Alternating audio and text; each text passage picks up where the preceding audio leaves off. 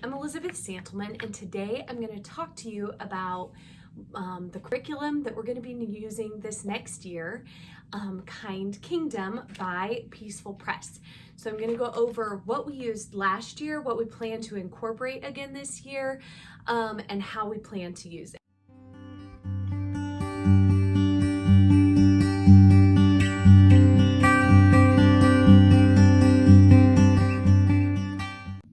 When I ordered Kind Kingdom, there was a link provided to have it printed, and that's the one that I used.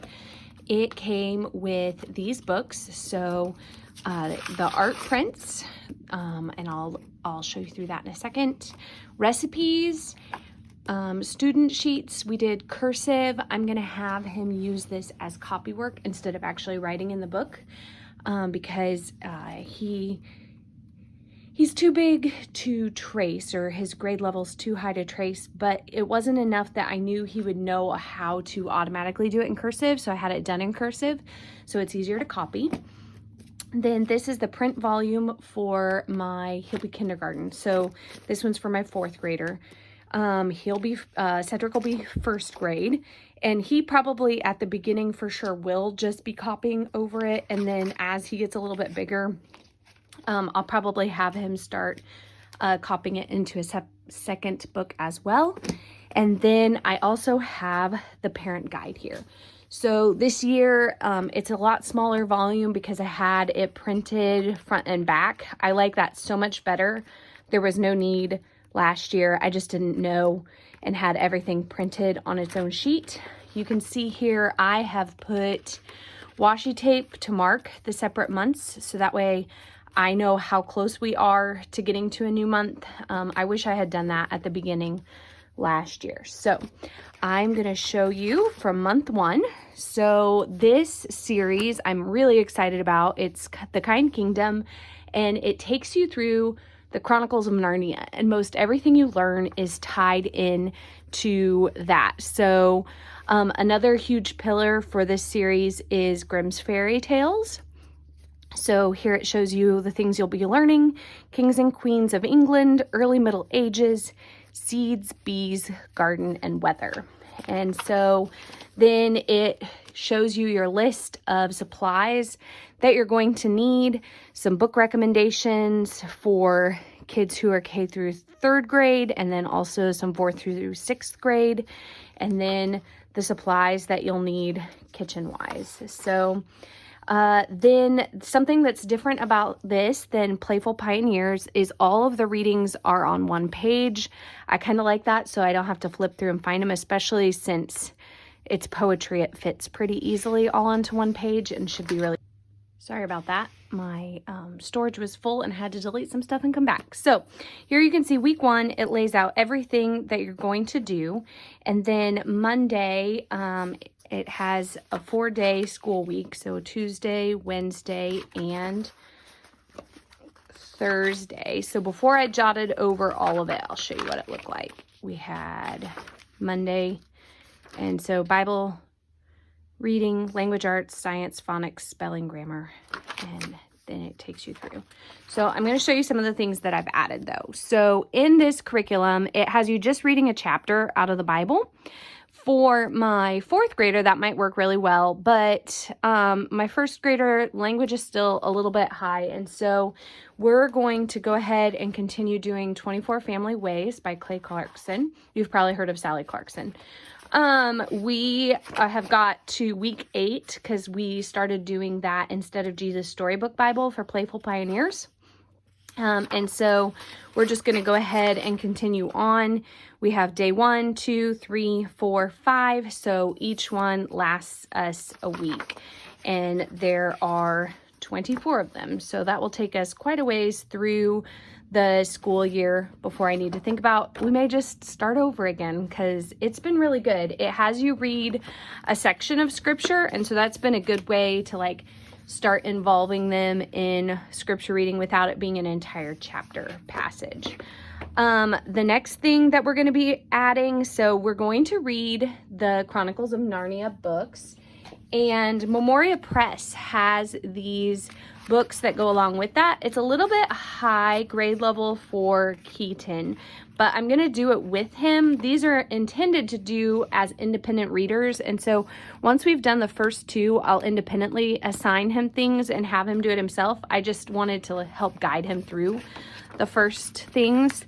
So it has vocabulary and comprehension questions, and then some discussion and enrichment ideas, and then chapter 2. So we'll do these for the first 2 books, then I will assign him his own later. We're also going to be doing Fix-It Grammar for Keaton. So that works like this. So it is basically, it gives the kid a passage. It says there's one vocabulary word.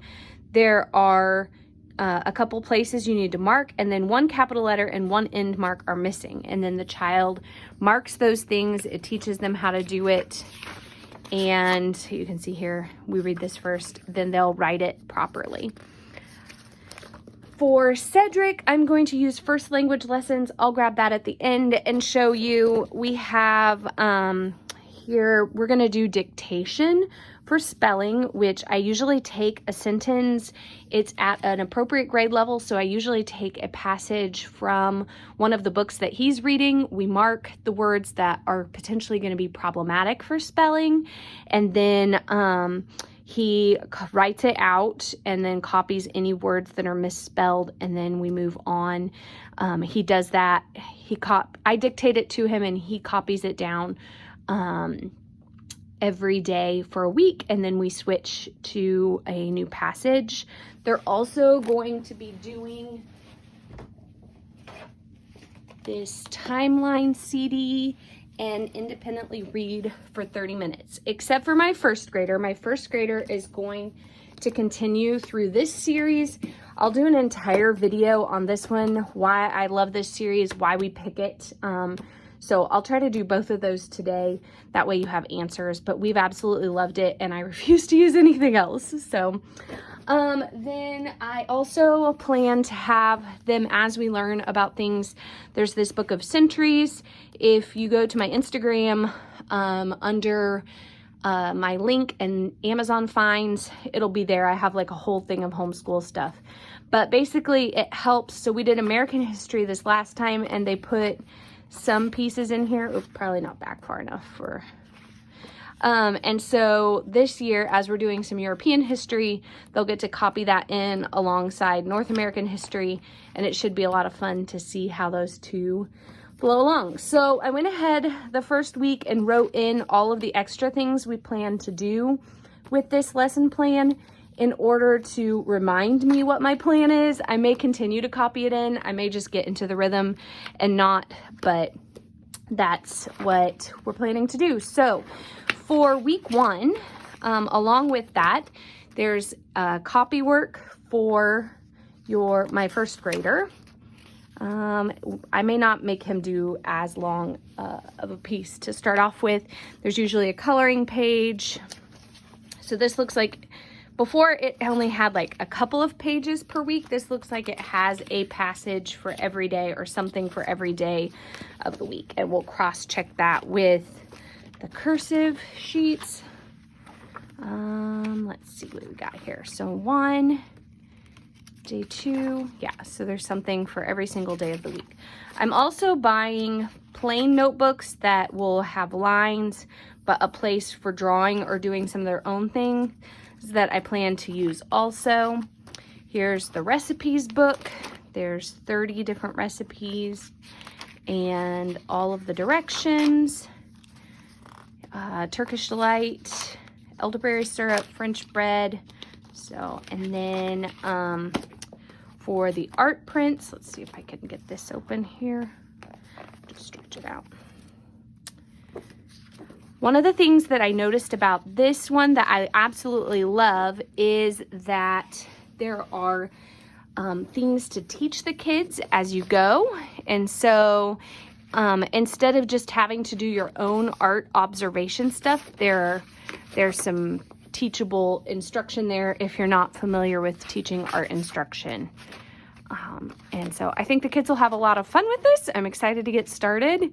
And if you decide to join along with us, I'd love to hear about it. If you have questions, drop them below, and be sure to follow, because I am going to go over several other homeschool things, the way that I teach reading and stuff like that. So can't wait to have you along.